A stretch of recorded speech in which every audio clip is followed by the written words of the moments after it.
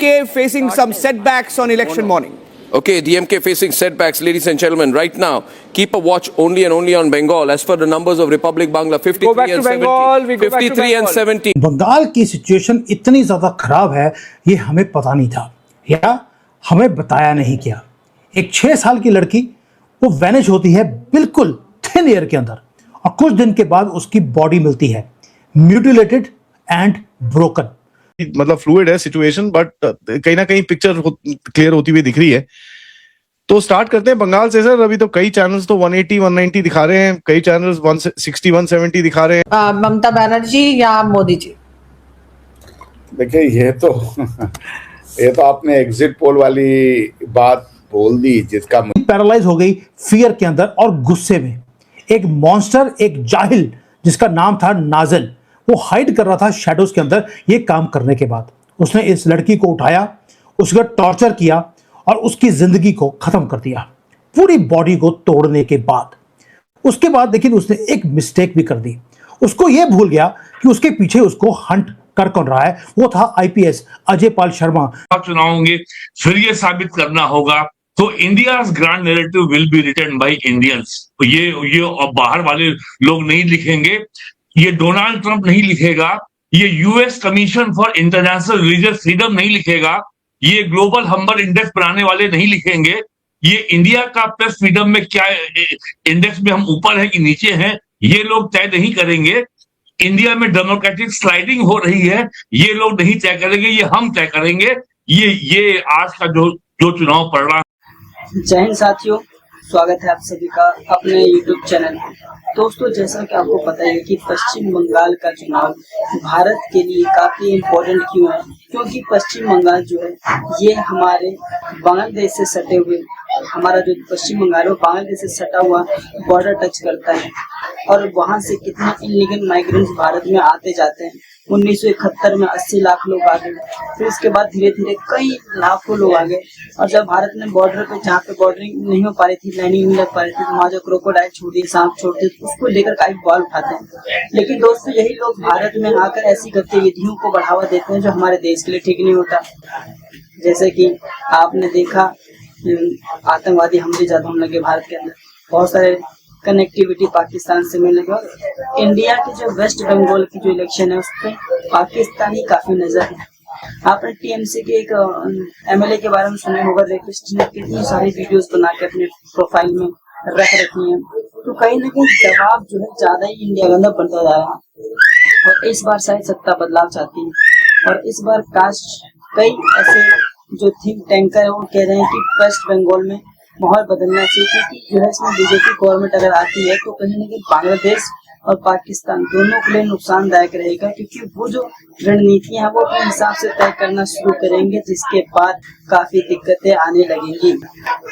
हो सकता हो कि जो बॉर्डर से इलाके हो उसमें बहुत ही स्ट्रिक्ट तरीके से काम किया जाए और वहाँ पे रोक थाक ज्यादा हो, हर चीजों को लेकर ध्यान देखा जाए, इंडिया की कनेक्टिविटी को बढ़ाया जाए और कम्युनिकेशन को बेहतर किया जाए पहले से ज्यादा। वेस्ट बंगाल में सब चीजें बेहतर तो है, लेकिन कहीं ना कहीं इलीगल माइग्रेंट्स इंडिया के लिए खतरनाक है। रेप्स छोटे बच्चे किस तरीके से किया गया होगा, क्योंकि वहाँ पर बहुत से आतंकवादी गतिविधियां, खास करके पाकिस्तान का मीडिया, पाकिस्तान की मीडिया सोचो वो अपने देश के न्यूज ज्यादा फोकस कर रही है वेस्ट बंगाल को चुनाव को, कि कौन जीत रहा है वेस्ट बंगाल का चुनाव। वीडियो के एंड तक बने रहिएगा और वीडियो अगर पसंद आ रही तो प्लीज हाई बटन दबा के मेरे चैनल को सब्सक्राइब और लाइक जरूर कीजिएगा। मिलते हैं वीडियो के एंड में। की सिचुएशन इतनी ज्यादा खराब है, ये हमें पता नहीं था या हमें बताया नहीं गया। एक 6 साल की लड़की वो वैनिश होती है बिल्कुल थिन एयर के अंदर और कुछ दिन के बाद उसकी बॉडी मिलती है म्यूटिलेटेड एंड ब्रोकन।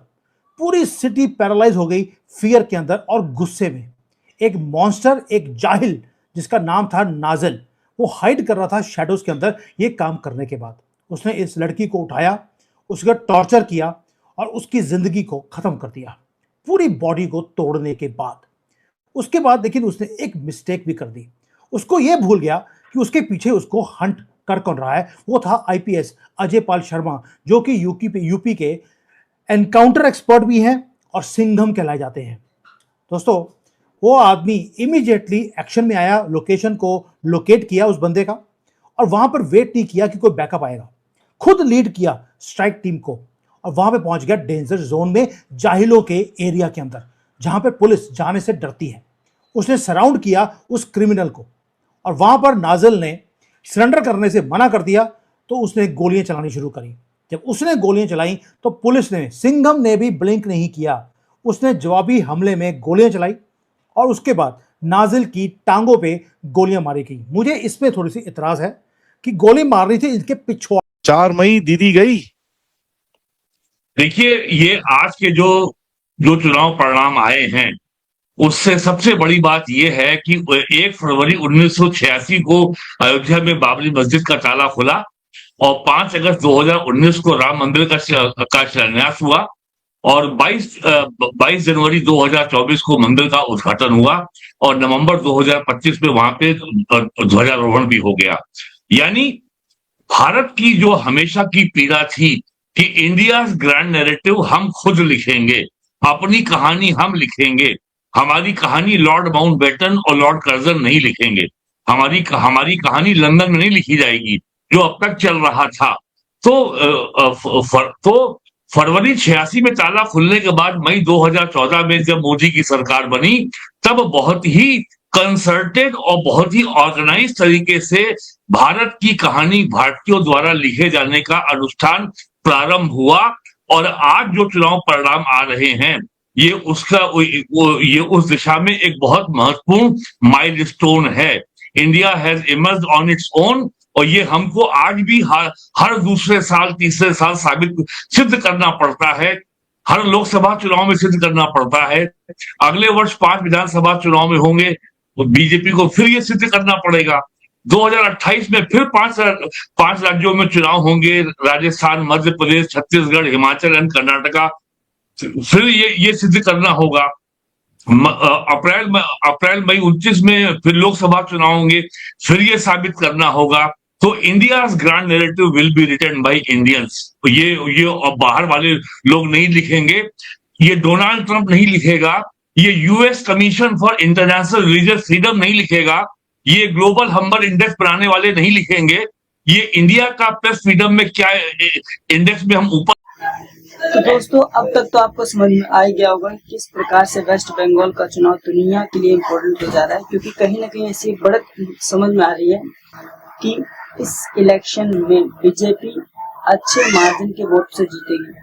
क्योंकि पिछले 2-3 इलेक्शन में नोटिस किया जा रहा है कि बीजेपी के जो वोटेज परसेंटेज जो है वो काफी इंक्रीजमेंट करते जा रहे हैं। और इस बार जो हमारे देश के जो अंदर घुसपैठे घुस जाते हैं, इलीगल माइग्रेंट्स होते हैं, जिनके पास वोटर आईडी कार्ड, आधार कार्ड सब चीज बना हुआ, उसको भी गवर्नमेंट ने SIR के तहत बहुत सारे कार्ड दिए।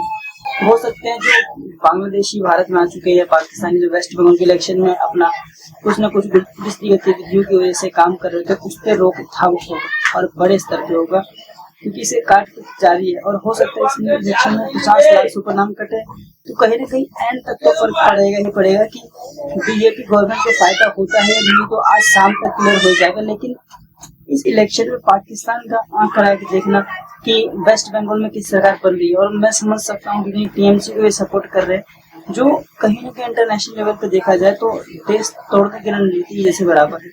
बाकी दोस्तों, आपकी क्या राय कमेंट करना ना भूले। क्या बीजेपी गवर्नमेंट जीत पाए?